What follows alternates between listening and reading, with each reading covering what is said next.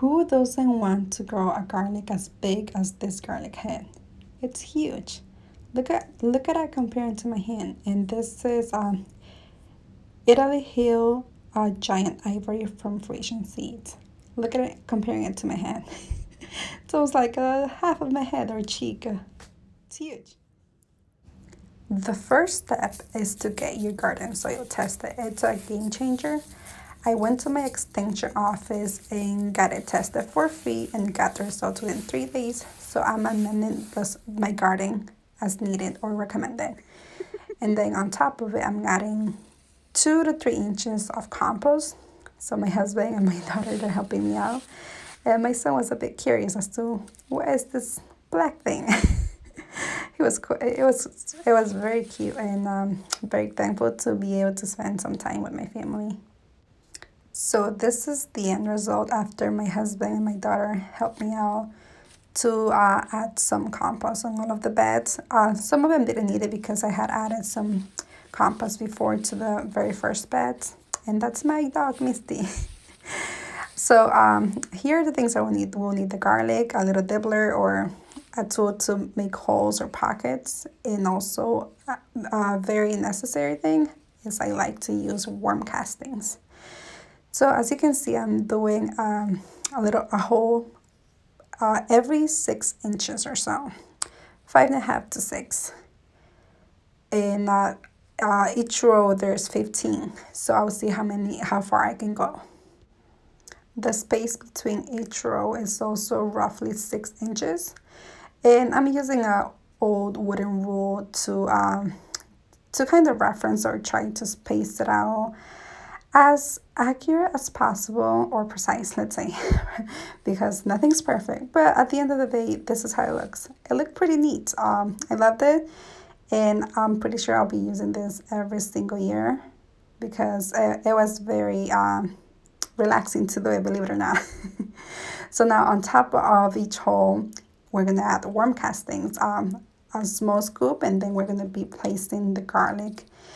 Remember, it's very important to place the bottom of the garlic, or where the roots used to be, at the bottom, touching the soil, the ground.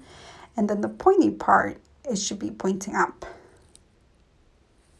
Another important factor not to forget is to make the holes 2 to 3 inches deep. The dibbler that I had some markings, so I knew how deep to go. And here I was able to fit 63 garlic heads, 4 rows of 15, and I had to go to an additional row and place the other 3.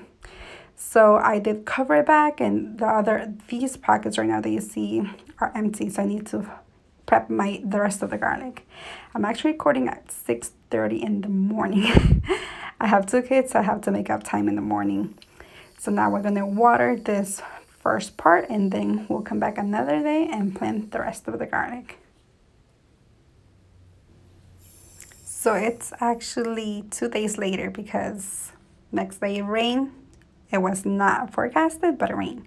So I prep the rest of the garlic. So I have 48 heads, and I believe like 5 extra because I'm not quite sure whether they're taking a risk planting because they were a bit on the smaller side compared to the rest.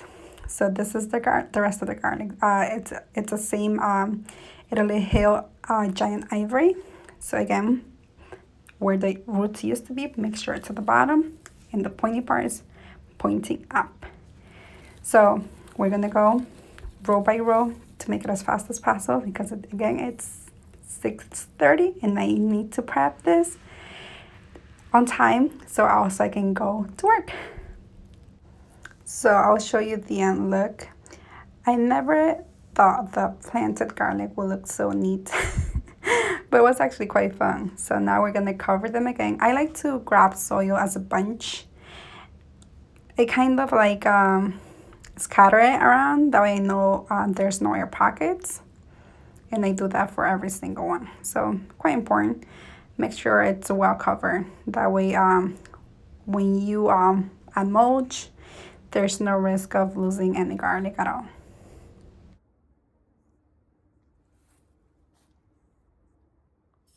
Good, before planting the garlic. So the last step is also to add the free mulch that I found in my pathways and then also in my garden beds. Very important to do this. So add mulch, whatever you have on hand, water it. And I do have a roughly 96 garlic heads to plant still from different varieties. So let me know if you like to see that process as well. And thank you so much for watching.